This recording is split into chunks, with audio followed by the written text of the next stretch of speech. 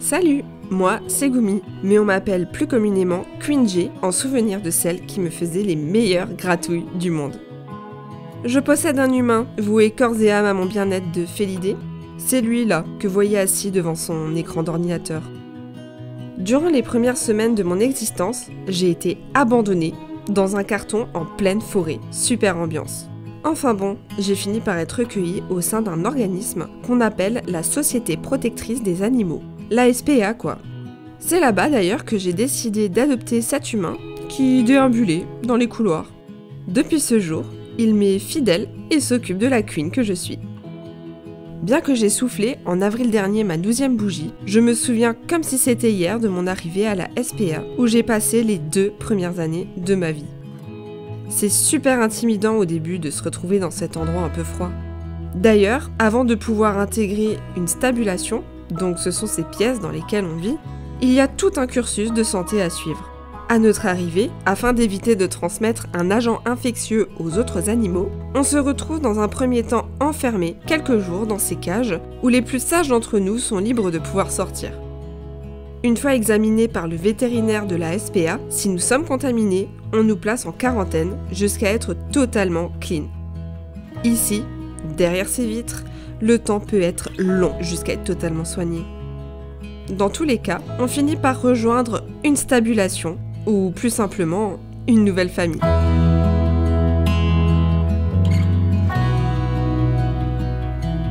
On peut parler de famille d'appoint en ce qui nous concerne, nous les chats, car on partage notre quotidien avec une dizaine de félins par pièce. Malheureusement, je sais que pour les chiens c'est différent et qu'ils sont tous isolés pour éviter les débordements. C'est vrai qu'avec ces barreaux, ça pourrait s'apparenter à une prison, coupable d'être venus au monde d'une certaine manière.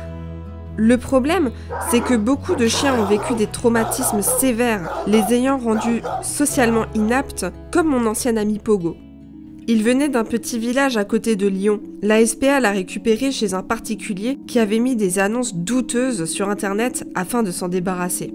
Ce particulier avait récupéré Pogo lorsqu'il n'était encore qu'un chiot, parce qu'un chiot, c'est mignon. Mais un chiot, ça grandit aussi. Il n'a eu aucune éducation ou sociabilisation, et une fois moins mignon, il s'est rapidement retrouvé attaché à un arbre dans le jardin avec un collier électrique pour l'empêcher d'aboyer et un collier étrangleur pour qu'il ne bouge pas trop. Quand la SPA est arrivée sur place, le pauvre Pogo n'avait plus de contact avec des humains depuis plusieurs mois, aucune promenade ou de câlin, et il dormait au même endroit où il faisait ses besoins. Le chien a été récupéré dans un état de nervosité énorme, avec des marques de collier bien présentes et un traumatisme irréversible.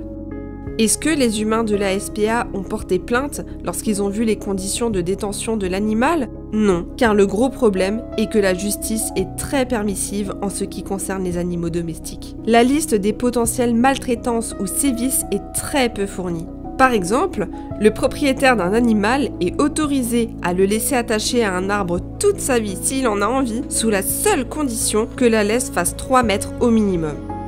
Néanmoins, aujourd'hui Pogo fait de son mieux pour sa réinsertion.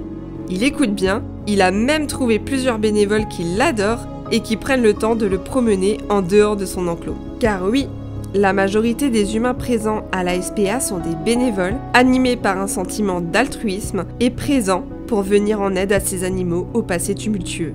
Ils jouent avec, les promènent et surtout, le meilleur moment de la journée à mes yeux, ils les nourrissent. Ils se donnent du mal pour préparer cette nourriture qui sera ensuite distribuée tous les jours à la même heure. Bon ok, c'est peu ragoûtant, je vous l'accorde, mais c'est excellent. Et bien mieux que de ne rien avoir du tout, croyez-moi. En vérité, si je vous partage ma petite histoire, c'est pour prendre la parole avant que je ne m'endorme définitivement. En effet, il m'a été diagnostiqué une maladie incurable, et je me suis dit qu'il serait utile que je mette à profit les derniers instants qu'il me reste afin de solliciter votre bienveillance et de vous rappeler qu'un animal n'est ni un effet de mode, ni une peluche mignonne.